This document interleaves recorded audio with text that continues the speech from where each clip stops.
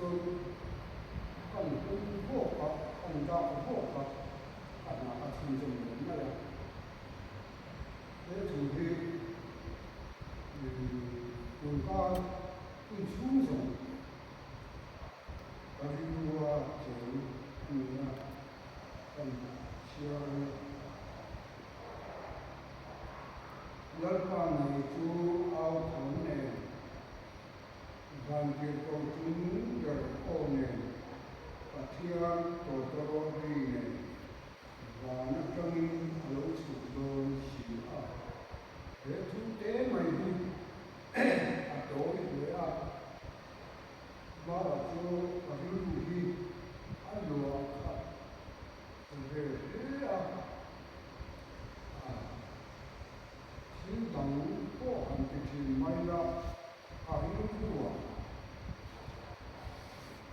nếu nó sẵn thì mà tặng các hộ quân ở riêng đủ sản những bộ sự để chủ đi các siết chúa nó sắp được anh cũng mới gặp chủ vào cho dám như nào cùng dùng dám thì ổn định góc này cho anh dùng số đi về anh nhớ các cái đồ cho những gì nó mua để áp đến cả những mua ăn lần lá tập cho những cái mình thả bốc thì nào rồi cái này rồi cái cái gì và chú xuống rồi cũng là lấy ra lỗ chủ là cái căn biệt là chỉ là phát hiện mà lúc mình xuống mình đi lâu ăn thì mấy mình xuống ăn thì mấy ăn chi tiết hiện ăn muốn giống rồi ăn như muốn chủ yếu cho mình phải thôi đi ta nào cho muốn chi thì các loại của mình chú làm cho cần phải đi xuống rồi vấn đề người đó cũng chỉ cho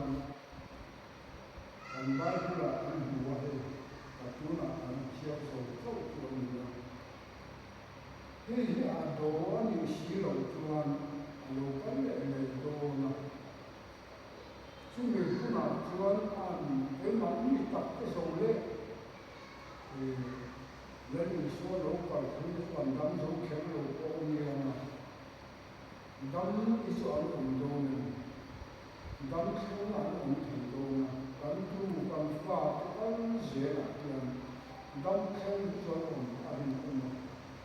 cái món như số ăn alo là chú cũng mà lẩu thì cho ăn thiên đủ số mình thôi đi phát hiện ta nào cho buồn ngon hiện rồi rồi có những gì cho là mà mình được chỉ khi nó xong anh cần anh chỉ là anh dùng đi là những mấy đôi bác sĩ chú bằng con bác thiên đi cắn này chủ là càng những dùng bác thiên cắn này chủ là chúng mình này chủ cho thôi mà cái mà thôi là cắn mà thôi lúc đầu tam cho bác thiên này thì hắn sắp bắt mình bác thiên thì cho ông dia adu zong dia saya adu zong itu baru latihan dan bicara siang adu zong